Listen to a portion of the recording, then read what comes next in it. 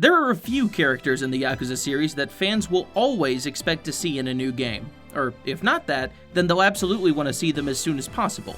Even a single game's worth of time in the break room will leave people clamoring for their presence, even if realistically they wouldn't have anything to offer by being there. Kiryu certainly fills that role, even for as tired as many fans are of him by this point, but even before Ichiban attempted to usurp the role of protagonist from him, there were a few characters that fans didn't understand being left to the wayside. Tanimura in his presumably bright future working under Date and the Tokyo Police Department, Shinada's homecoming tour and warm welcome back from the people of Kaneicho, the ever-elusive ex-lover of Kiryu's who literally got a new boyfriend in Yakuza 3, but we don't talk about that, I guess. That said, I can understand the frustration with not seeing them, because there are a couple characters that RGG has always been eager to shove into a new game, even when there's no reason for them to be present. Sometimes these characters are playable, but other times they are relegated to boss fights. You probably know who I'm speaking of at this point, so let's drop the pretenses. In this video, the first of two parts, I'll be taking a look at the Yakuza series' Resident Goliath. Kiryu's always been keen to show off incredible feats of strength, but what if we took that mentality and pushed it to the absolute limit? A character whose entire purpose is being so egregiously strong that his mere presence is enough to shake the ground, leave dents in walls, and if you wait long enough, a stray thug off the street might come tumbling out the sky and land on a park bench a few blocks away from where the fight actually occurred. In today's episode of Style Rank, we'll be taking a look at the Slayer of 18, the iron-armed Tiger of Sasai, the only patriarch to step up to the fourth chairman twice and walk away without a significant loss, Taiga Saejima.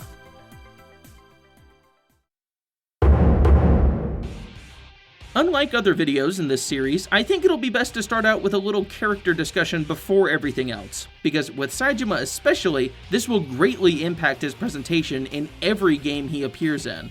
To understand Saejima is not a very difficult task. I mentioned it before in the Tanimura video, but each of the protagonists in Yakuza 4 embody one of the four avatars of the Chinese zodiac. For Saejima, that is the White Tiger of the West. The white tiger in Chinese mythos is a symbol of virtue and righteousness, not to mention a creature about 500 years old according to legend. Likewise, Saejima is the Yakuza series' embodiment of absolute honor and loyalty. Being the victim of a grand conspiracy which saw him commit a surprisingly not lethal shooting and spend a quarter of a century in jail because of it, Saejima is surprisingly the final member of the Tojo clan's old guard by the time of Yakuza 4. Only Majima remains as a figure from that era of the clan's unquestionable might, and even then, he's hardly a representation of your ideal Yakuza. All of that said, the tiger also stands in opposition to the wise and patient dragon because of its brash nature and refusal to second-guess itself before charging into anything. Saejima is a man who deals only in absolutes. You're either a good person on the path towards growth and prosperity, or you're someone who needs to get corrected and shown the way towards that path.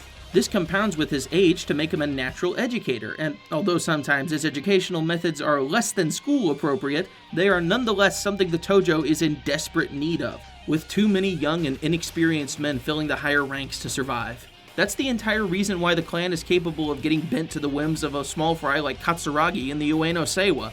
If there were men like Saejima and Kiryu in the wings to offer guidance, that never would have happened.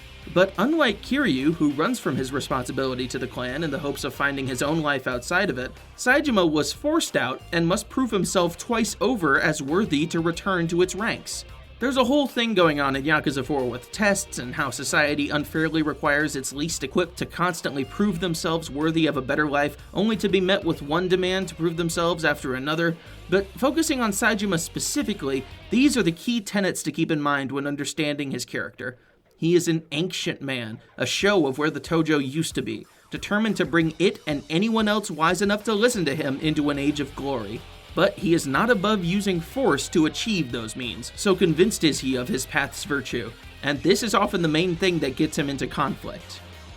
With the story significance out of the way, onto visual presentation. Saejima has one of the more unique outfits in the series, a green military overcoat with camo pants, a black undershirt, combat boots, and a silver pendant, all given to him by Kiryu in an effort to aid his return to Kamurocho.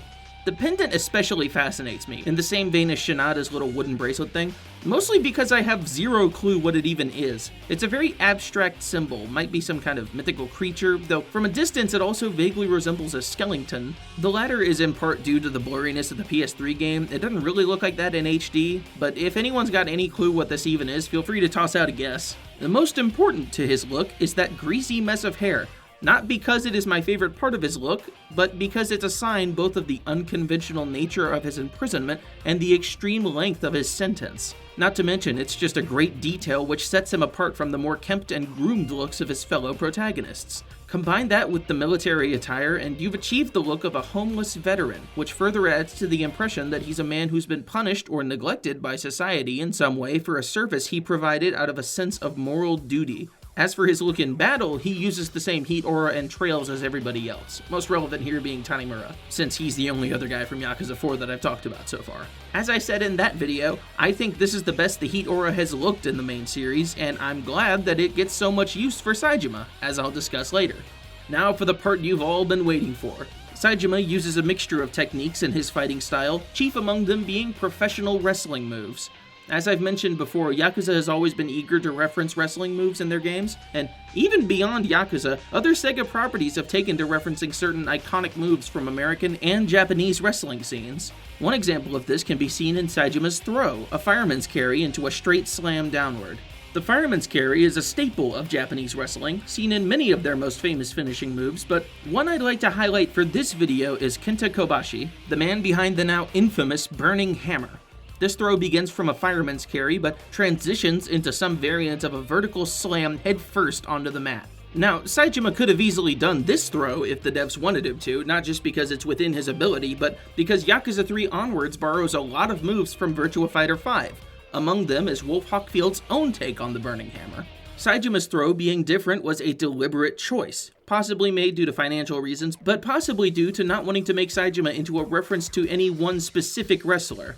I hope that's the reason, as it would take away from his own original character traits, but I suppose he could be a very obvious reference for the Japanese crowd that I just don't recognize. Aside from that, though, we see plenty more wrestling in Saejima's arsenal. Lariats, leg drags, giant swings, all he's really missing is a Shining Wizard as a running grab move. These things are complemented by his generally unrefined technique. Lots of very wide strikes, heavy in build-up and staggering in effect.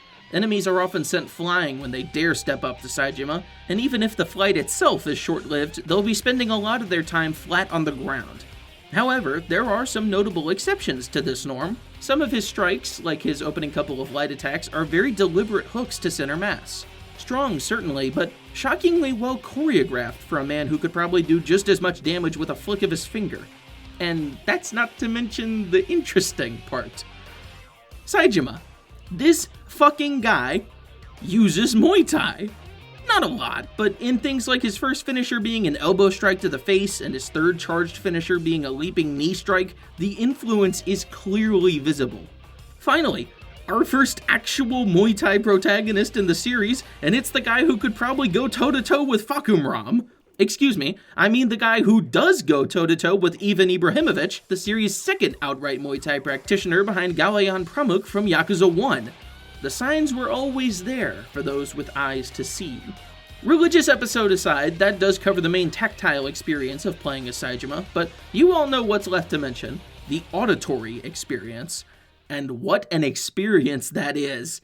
Massive Fire is one of my personal favorite battle themes in the series, compression and all. Some of the chunkiest guitars we've ever heard from RGG, powerful synths and bass behind them, screaming percussion, infectious vocal samples, jaw-dropping solos. This entire song feels like a constant fight for center stage from every instrument involved. But when they drop the conflict and agree on an organized melody, the results are impossible not to bob your head along to. Getting into a street fight with Saejima is an absolute blessing, because the more I get to hear of this song, the better.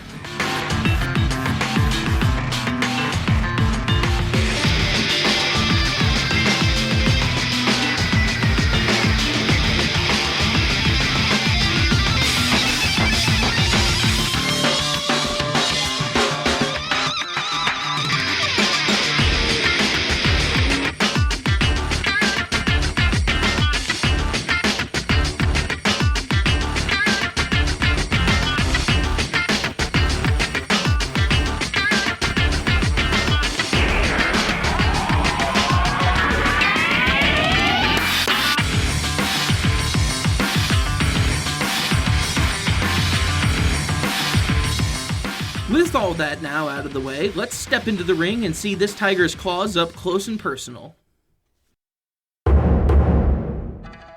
When it comes to actually engaging in battle, Saejima is the game's first big step in a different direction. With Akiyama, you're basically playing as a Kiryu on Super Turbo. Not so here. First big difference is the main combo. You only get 3 strikes. In the same vein as Shinada, this inherently puts Saejima in a similar place to Kiryu at the beginning of Yakuza 1. Add in his tutorial location and it only becomes even more obvious that this is what they're trying to evoke. Unlike Kiryu though, Saejima begins his combo with the right hand as opposed to his left, and sticks to hooks thrown at lower spots on the body to open his attack. Enough of the looks though, let's get to the moves themselves. Square triangle is an elbow strike to the face that knocks lesser opponents flat. One strange detail is that it does so in 2 different ways. Sometimes it'll give a slight stagger before the enemy falls, and other times they'll just tumble right over. I do not know what it is that causes this difference. It's not front versus back. I very rigorously tested, and that's definitely not the reason. But it isn't significant enough to give you much leeway for combos, so the difference doesn't actually matter that much. 2 square triangle is a gut punch that also knocks enemies straight over, but it comes out much faster than the other one does, so if you're in a pinch, try defaulting to this one instead of your first finisher. 3 square triangle is a knee to the gut that causes crumple, much like Kiryu's 2 square triangle. You won't be able to get much from this in most normal circumstances, you'll just miss grabbing the enemy most of the time, but they're certainly fun to be had at a higher skill level. Side note, am I the reason people started calling this gut stun? I got educated in the comments under that very video where I said that the word I was looking for was crumple, and even besides that, the games apparently have names for each state the enemy can be put in, so, I'm sorry for muddying up the vernacular, if there was anyone put off by that anyway. Back to subject, Saejima's grabs don't offer much new, but they do keep up the different visual theming he's going for. The basic light combo is the same as Kiryu's, but ends with a clothesline strike. The heavy is a knee strike to the head, and the throw is that big ground slammy thing I mentioned earlier. Aside from that, the offerings are scarce. A heavy attack and a reverse attack, a running heavy, a downed attack, a ground grab for legs and shoulders, a guard, a taunt. It's just that they're all visually altered to suit Saejima's nature and or the pre-established wrestling theme. Functionally speaking, they aren't any different from the offerings you would get doing those things as Kiryu, though the downstrike does mark the first instance of someone hitting an enemy on the ground using one of the 2 things that's already down there. Throw your confetti, I guess, another first for this series. I do especially like that it's this mix of an axe kick and a stomp, very on brand and visually satisfying. There is one important change though, one dodge. But not just one dodge, it's a combat roll. Except for the back dodge, but whatever. For the most part, if you want to be mobile as Saejima, it's going to be in large increments. If you're going for a whiff punish on an enemy, you'll need to do it after a long enough combo to actually become actionable again. Which also means that at no point will Saejima get access to dodge strikes of any nature, further compounding the difficulty of punishing enemies via traditional means. This isn't necessarily a bad thing, it just means you'll have to adapt your playstyle to suit his new strengths. Speaking of, that was a pretty short overview for the main combo, wasn't it? Only 1 finisher for each attack, only 3 attacks as a whole. Only one of those finishers actually does something different to the enemy. That's a sorry state of affairs. I'm sure would suck if that's all Saejima had to work with. Thankfully, it isn't. So let's stop beating around the bush and get to what makes Saejima Saejima.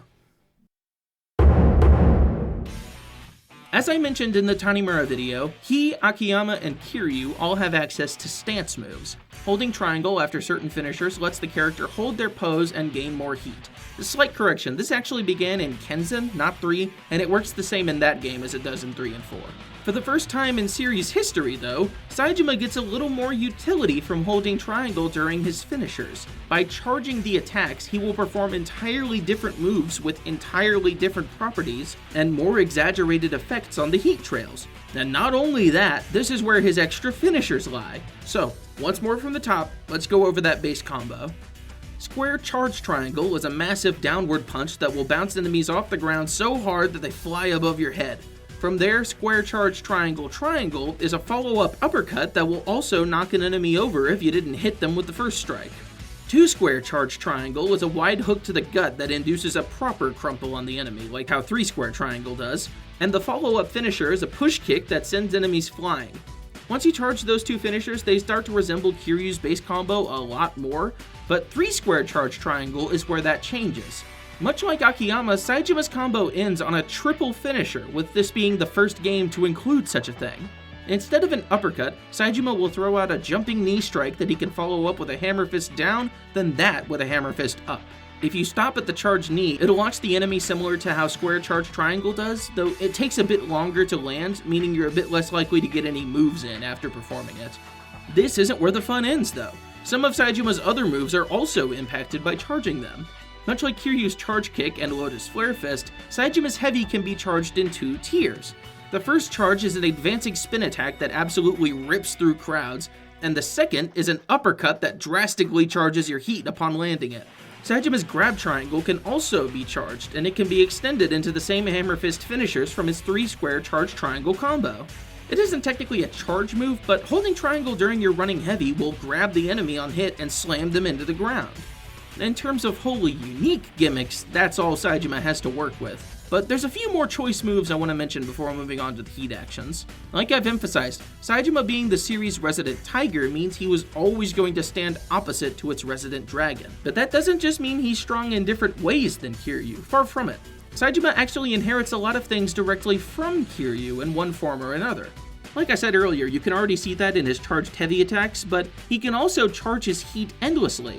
Unlike Kiryu and Tanimura, who rely on this to keep their bars topped off whenever they get a spare moment, Saejima gets a further upgrade that allows him to perform a burst move, greatly filling his heat bar.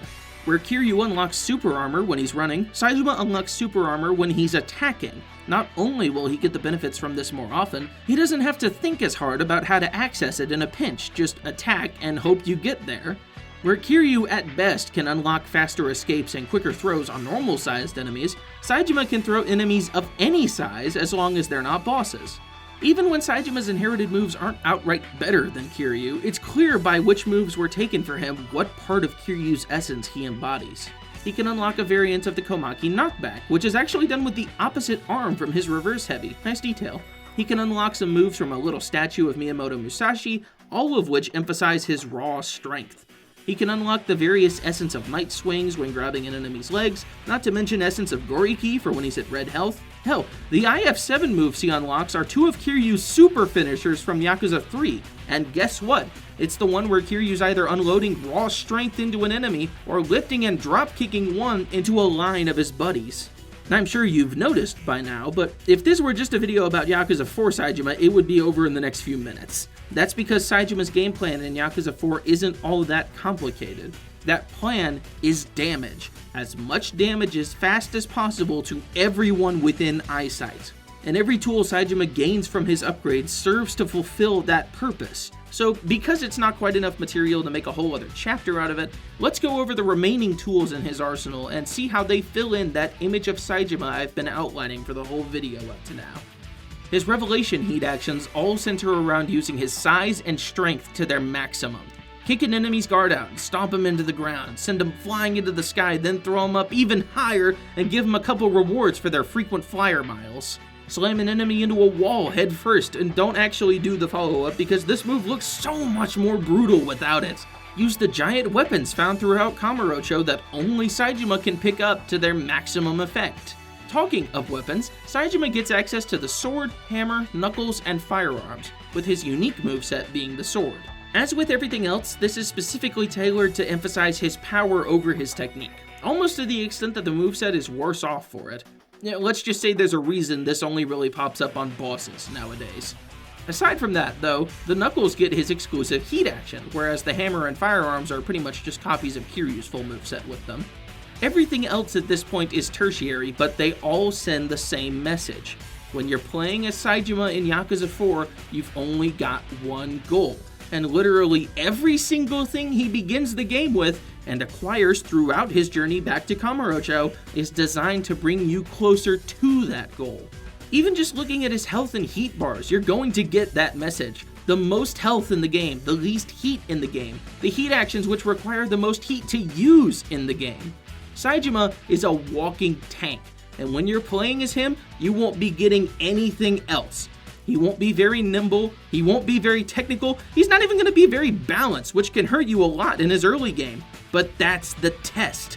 If Saejima is pure strength, then he's going to need as much of it as possible to scrape his way out the bottom of the pile and climb his way to a standing worthy of his presence. And you know goddamn well he's going to get there. That's what Saejima is about, and that's the bottom line, cause Saejima said so.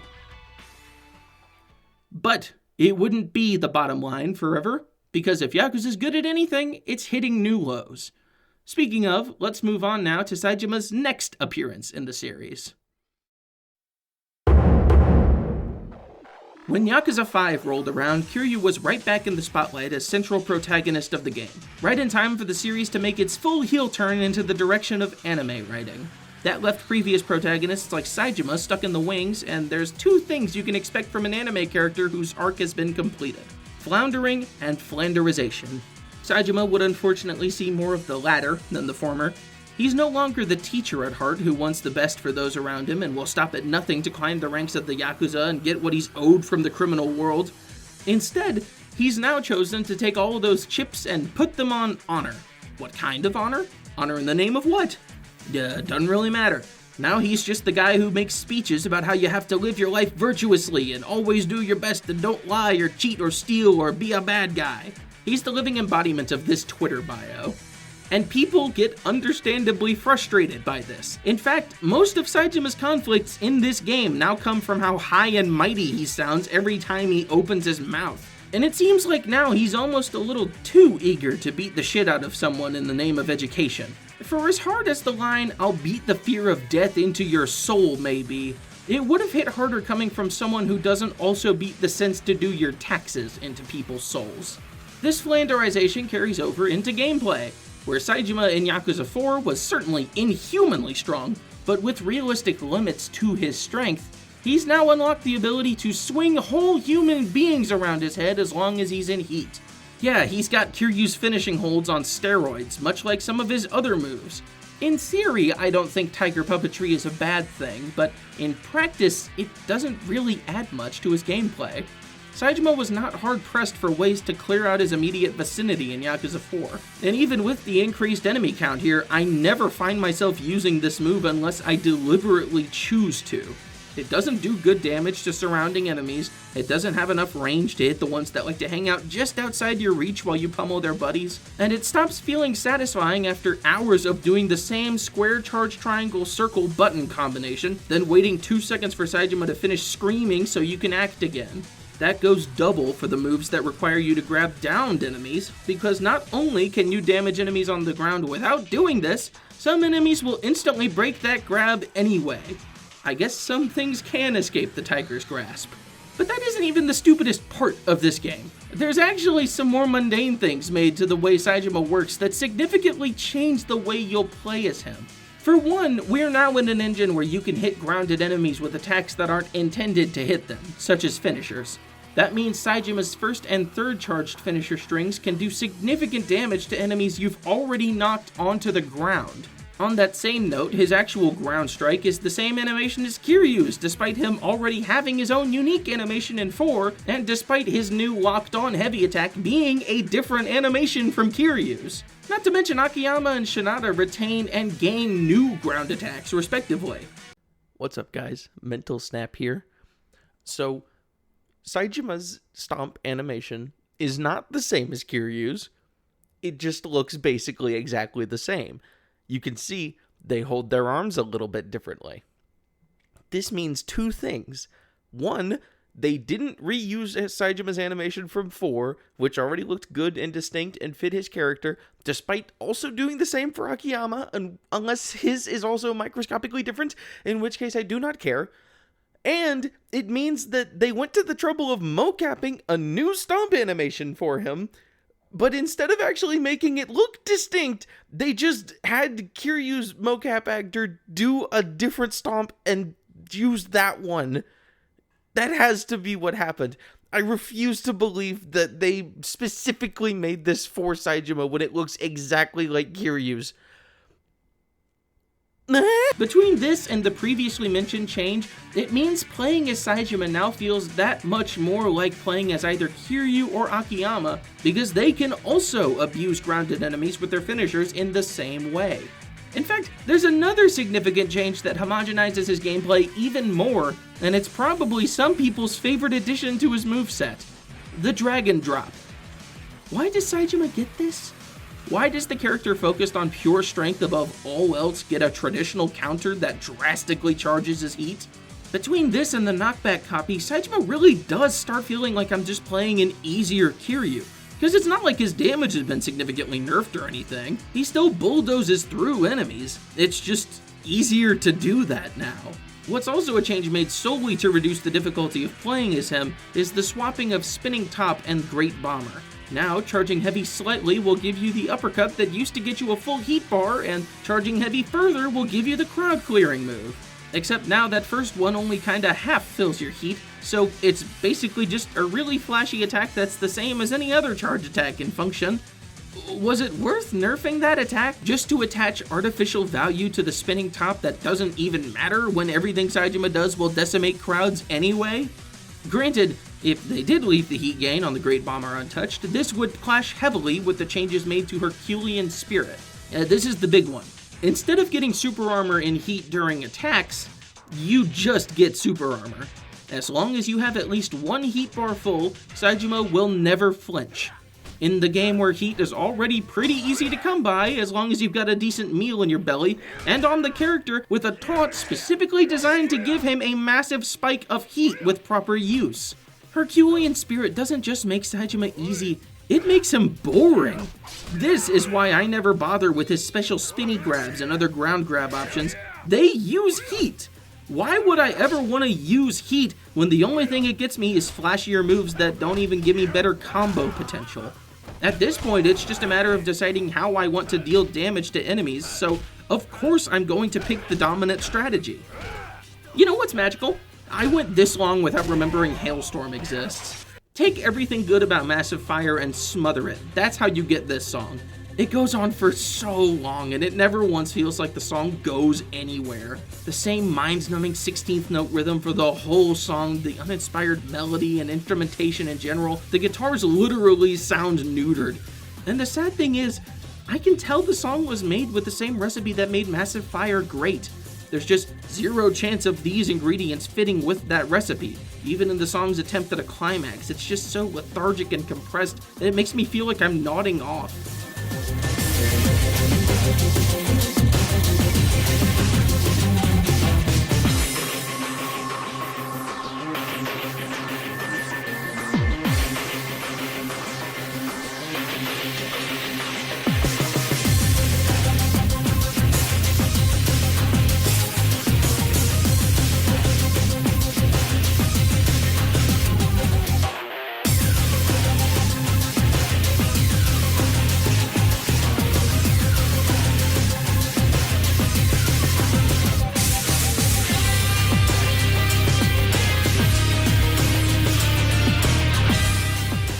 I've literally passed out while in fights with Saejima when I was trying to get some completion stuff done, which I promptly gave up on.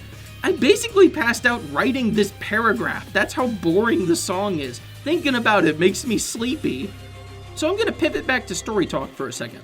In this game, Saejima's main conflict with Majima centers around how the both of them are growing old and soft, living the patriarchal high life. That's why he goes back to jail. That's why he doesn't care about Majima's supposed death. It's the entire life philosophy he preaches to any budding criminal who will listen. You need to burn yourself black to live to the fullest. Here's the thing. Saejima, on the one hand, is stronger in this game than he's ever been, and starting the game with giving him the ability to pillow fight with fully grown men, not as combatants, but as the pillows, does not at all sell the idea that he's grown soft in any way. I do not understand why in the world he thinks this isn't peak human form. But on the other hand, I, the player, am feeling exactly what he's feeling. Saejima isn't challenged in this game, and because of that, I feel myself growing soft and getting too used to these lamer, cheaper strategies that hand me victory on a silver platter. But unlike Saejima, who somehow finds himself in a situation where he thinks he's being burned blacker, I never once in Yakuza 5 felt myself being challenged in that way. It was just limp, undercooked combat from beginning to end. I'll sum everything up in another change made to Yakuza 5. Saejima has a new heat action for grounded enemies, requiring him to grab them by the leg first. It looks very good, and it feels impactful to land. If you want to go for an even more powerful Saejima than Yakuza 4 had, this move fits with that goal. One problem: the move requires red health to execute, which will never happen organically while you're playing as Saejima. His health bar is still the longest in the game, but unlike Yakuza 4, where playing the game recklessly could leave you with the health required to hit some of his stronger heat actions, in Yakuza 5, not only can Saejima have 2 health bars, he still does so much consistent damage to enemies that, again, this will not happen without you trying, which means you have 3 ways to get this move. Don't heal at a restaurant for several street fights in a row, let mooks wail on you for a minute or more while you get to red health, or use the brand new digestive drinks to forcibly lower your health. In order to use this brand new heat action, meant to turn the tables when you're on your last breath, you have to pretend the game is challenging you enough to even use it in the first place. Climax heat actions don't matter, the messed up and removed moves don't matter, the fact that he lacks a unique walking animation and therefore his arms clip into his body while moving doesn't matter. The simple fact is that Saejima, in Yakuza 5, was never going to stack up to his Yakuza 4 version because the core of his character was lost in transition, being tested. Without that, he's a pale imitation of the man he used to be, and a far worse experience to play as if you want anything more than an empty, meaningless power trip. They also shaved his hair. What the fuck? Why did you do that? Baljima is canonically a different character to me. Fuck Baljima. Saejima was down for the count for the next 7 years. Seeing that he went straight back to jail after 5, I guess it only makes sense. The next time we would see him, not only would we be in a new engine, we'd be controlling a brand new protagonist in a brand new style of gameplay. Both we and Ichiban Kasuga got to see a new side of Saejima and Majima when in Chapter 12 of Yakuza 7, their boss fight swaggers up and absolutely steamrolls the party. This will be a very different kind of analysis, and mind that I'm nowhere near an expert on RPGs, so I'm more limited than usual here. First things first, I'm judging this appearance by completely different metrics. This isn't really a style so much as a reinterpretation of Saejima into a boss enemy. The opposite treatment I gave to Majima in that one video. If you remember how I felt of Mad Dog style as compared to the boss fights, I think it's at its best when it's recreating and repurposing moves that Majima already had. Especially when it could pull something sort of obscure like the running animation from Yakuza 2 and repurpose it into an entire stance with its own moves and mechanics. For the opposite direction, I would expect a similar treatment. Use the most iconic parts of Saejima's moveset plus some more obscure animations, maybe references to him or his sub-stories, and it's going to be an RPG too, so maybe we could get some wholly new animations for the status effects he can inflict on his party or the Ichi gang. Above all else though, I would want some of these things to be fully reanimated. We're in the Dragon Engine now, and nothing brings out the stank in PS3 animations like being ported directly to the Dragon Engine. And yeah, I know you could fight him in 5, I technically skipped over that, but I'm not mentioning it for the same reasons I'm gonna be brief with this fight. It's just reusing a bunch of his existing animations. There's nothing new here. Of course, it's still the best fight in the game just by virtue of it being the first remotely challenging encounter you'll face if you have literally any idea what you're doing. But in terms of this being a Saejima boss fight, he really does get the short end of the stick compared to Majima. Majima gets each individual finisher as an attack, plus elemental damage, the clone summon, the entire theme is dedicated to him. There's neither hide nor hair of either of Saejima's themes here. And what of our boy? Saejima gets his base combo plus some other assorted reused moves, an improved aura, and then again anything is better than 5's aura, an extreme attack buff partway through his health bar, and a sick co-op move with Majima that'll deal some nasty damage to the party.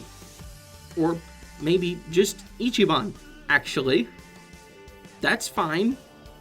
Why even include the party in the move if Ichiban's the only one that matters? This game sucks so fucking much, dude! Why is Ichiban the only party member that exists in half of the pre, during, and post-fight cutscenes? It is so blatantly obvious that none of these other morons matter compared to him! He's our precious baby boy Ichiban! Of course he's the only one that matters! He's Jesus Christ! Ichiban Kasuga is literally Jesus Christ! Ryuga Gotoku Studios tried to write a protagonist without the most obnoxious persecution complex of all time that gets constantly justified within the narrative challenge difficulty impossible!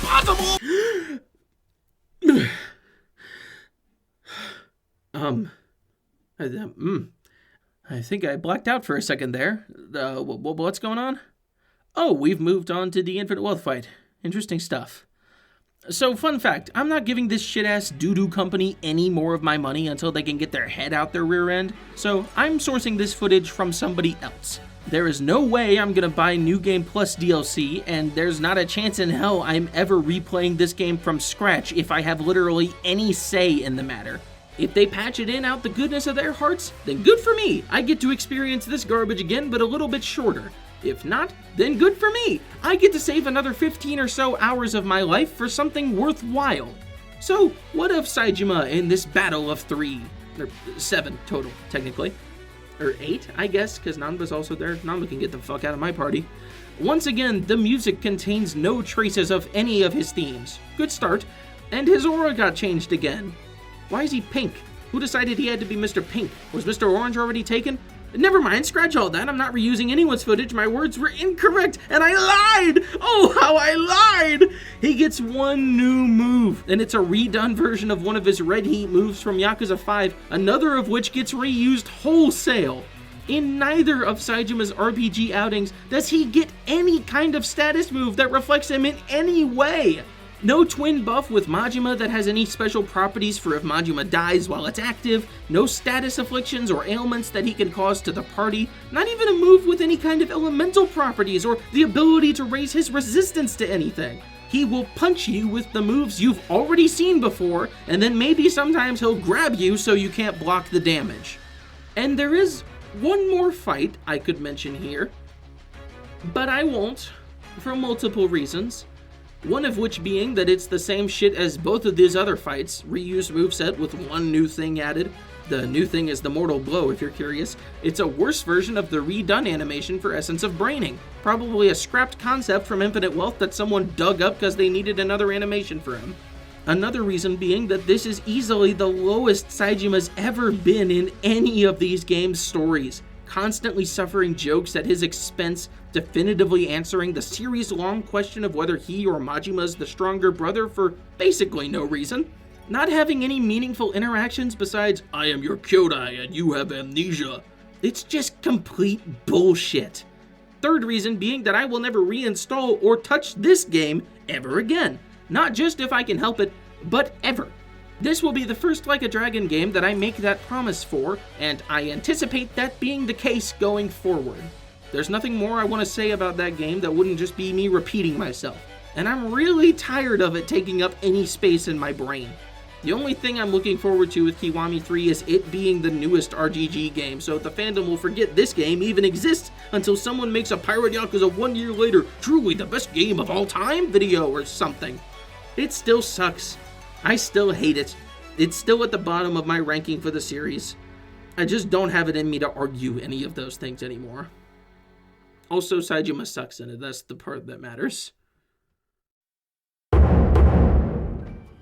Unfortunately, since Saejima died in jail after the events of Yakuza 5, we've only really got 2 games to judge him with. One with him being at his peak, and the other with him being at his lowest. I mean, when there's only 2 points to judge by, that's the only outcome, but still, don't let that undersell just how good his presence in Yakuza 4 was. How good was it? Well, let's dole out some points and see how he stacks up. Presentation, 3 out of 3. I cannot think of a single thing wrong with Saejima's visual portrayal in this game. From the appearance and outfit, to the heat effects, to the combat animations, to the heat actions, everything rocks. Every single thing. Utility, 2 out of 3. As was obvious in my discussion of his moveset, there's not a lot here. The strength of his toolset doesn't suffer for its limited capacity, but even so, it is somewhat jarring to take a step back and realize just how little was going on here. I actually had to format this whole video pretty differently in order to make Saejima's style work with the way I talk about styles, because there's just that little to discuss.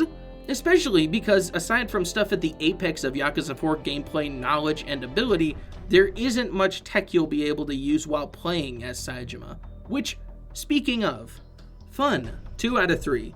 Without that extensive tech that other characters have to work with, Saejima's gameplay loop ends much quicker than Akiyama's or Kiryu's would. However, that doesn't detract from its enjoyability. It just means you'll have to experiment for yourself if you want to find new ways to have fun with Saejima's moveset, and Thank God, Yakuza 4 is one of the best games in the series for finding your own way to play and enjoy yourself. Ludonarrative synchronicity. If the opening of this video didn't say it enough, Saejima's gameplay matches so well with his depiction in the narrative that I would probably call it some of RGG's best work at blending active with passive storytelling. When you're playing as Saejima, you feel the struggle he's forced to live, and you feel that burn, that drive to push through the struggle and claw your way to the top.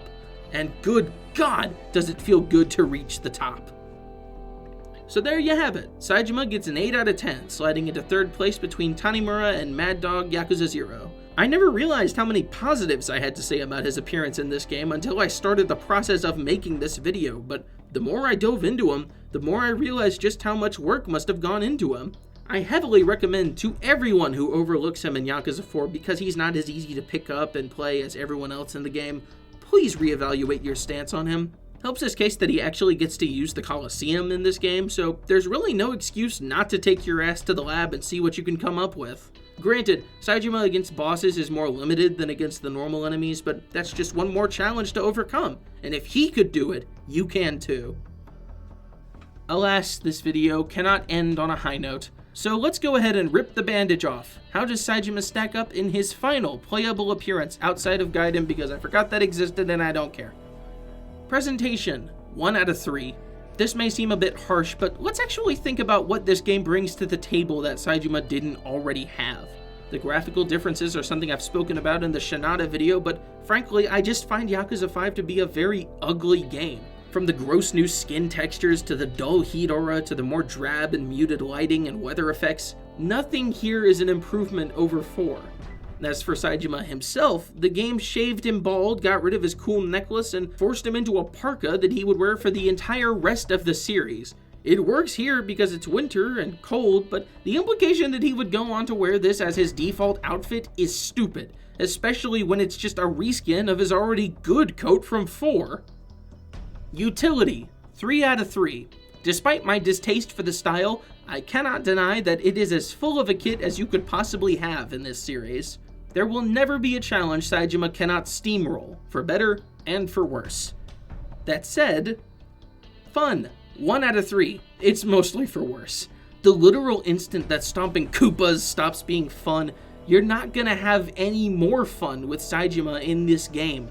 Like I alluded to earlier, there's always new tech being discovered, and I do think recently some new stuff that Saejima can access was found by our best and brightest, but most people aren't going to be able to do that. And I can't honestly say I'm motivated to try it for myself, because if it can be done with another character, I'm probably going to play as them instead so I can have fun in between my attempts. There's no winning here. You either turn your brain off and laugh and have fun doing the same giant swing and slam over and over again, or you say fuck this and pick Kiryu or Shinada. Ludonarrative synchronicity. I think I went into enough detail about this earlier, so I'll just summarize. Saejima in the story is apparently growing old and feeble, so he has to burn himself blacker to keep on top of his game. And yet, at the very same time this gets introduced as a plot point, we learn that he has the newfound ability to lift and throw any enemy he can launch into the air, be they default street-heavy sumos or full-on boss enemies. You cannot convince me that at any point is Saejima weaker in this game than he was in Yakuza 4, except for in the sense that you have to unlock his skills again, and that is a really, really weak connection. Even then, again, he just gets tiger puppetry for free. There's no circumstance where this works. The Tojo's resident Goliath, who regularly keeps men in line with his fists, has apparently gone soft. Bullshit. Saejima gets a 5 out of 10 in this game. While that number does not convey my personal opinions on him, he would score far lower than that had I the choice. This is meant to be as objective as possible. There are upsides to his portrayal here, even if those upsides are just that he isn't stupidly difficult to control when using combat, a la Mad Dog and Pirate Yakuza. But there you go. 5th place between Mad Dog Yakuza 0 and Mad Dog Kiwami 2. That place is only going to get lower as we keep going through the series, which is a little consolation for me, if nothing else. But it's still way too high, in my opinion. Speaking of, we'll actually be doing that pretty soon. The going forward, I mean. Next on the chopping block is that other character I was hinting at in the beginning, and unlike Saejima, I'm gonna have a lot that I'll need to say about him, his tech, and his place in the series, all from 3 total gameplay appearances in the mainline entries. I hope you're looking forward to that. In the meantime, though, thank you very much for watching. It was really fun to get back into this stuff. I forgot how fun it can be to talk about this series in a positive way. As dumb as that sounds. Hopefully you guys have enjoyed the positivity too. I've just about recovered from the summer grind of Pirate Yakuza in terms of actually having fun making videos about certain topics, especially Yakuza ones, and I'm very happy to finally be able to say that. Not to mention, we're coming up on the 1st year anniversary of me making actual passable videos on this channel, in my opinion. So, fun anniversary time! Woohoo, we're doing it! Yay! If you want to support my ventures, feel free to hop on over to the Patreon or Ko-Fi, where you can influence what sorts of videos I'll make next. A very special thanks to the insane gamers, Jestbie, Hashbear, Indolent Lard, and Cohen. And to everybody watching, I hope you have a good day. Take care of yourself.